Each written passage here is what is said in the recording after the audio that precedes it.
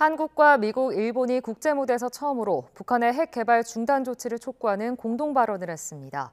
미국의 최고령 여성 정치인인 다이앤 파인스타인 상원 의원이 별세했습니다. 취재기자 연결해 자세히 알아보겠습니다. 류재훈 기자. 네, 국제부입니다. 네, 북한이 그동안 탄도미사일 발사 등으로 잇따라 도발을 하면서 국제사회 우려가 큰 상황인데 IAEA에서 이런 북한의 도발과 핵 개발 문제가 다뤄졌다는데 어떤 내용입니까? 네, 현지 시간으로 29일 오스트리아 빈에서 국제원자력기구 IAEA 회원국 총회가 열렸습니다. 이날 회의에서는 178개 회원국들이 표결 없이 컨센서스로 북한의 핵 프로그램 중단과 유엔 안전보장이사회의 결의 의무 이행을 촉구하는 결의안을 채택했습니다. 우리나라는 이 결의안이 컨센서스로 채택되도록 회원국들의 협상 과정에 적극적으로 관여한 것으로 전해졌습니다.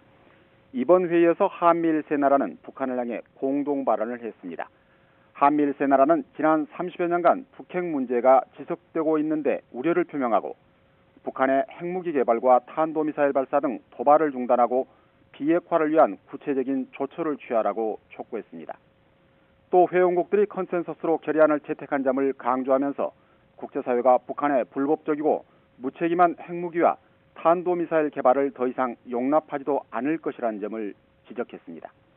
그러면서 그 어떤 조건 없이 대화가 열려 있다는 점을 거듭 확인하고 북한은 도발을 중단하고 대화에 복귀해야 한다고 강조했습니다. 네, 한미일 세 나라가 국제 무대에서 공동 발언을 한 건 처음이죠? 네, 그렇습니다. IAEA 총회에 앞서 전해드린 한미일 공동 발언은 우리 정부 대표인 함상욱 오스트리아 주재 대사가 대표로 읽었습니다.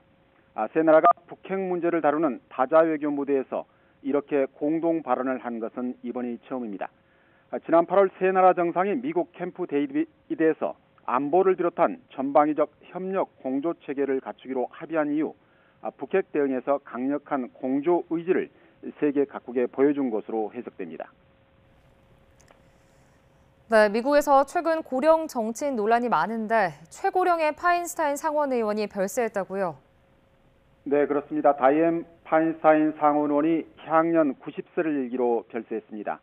파인스타인 의원은 1970년대에서 80년대 샌프란시스코 역사상 첫 여성 시장 경력을 거쳐 1992년 상원 의원에 처음 당선된 뒤 6선에 31년간 재임한 미국 상원 역사상 최장수 최고령 정치인입니다. 파인스타인 의원은 상원 정보위원회 첫 여성위원장, 법사위원회 첫 여성 민주당 간사 등을 거치며 정치권에 여성에 대한 진입장벽, 즉 유리천장을 잇따라 깼습니다.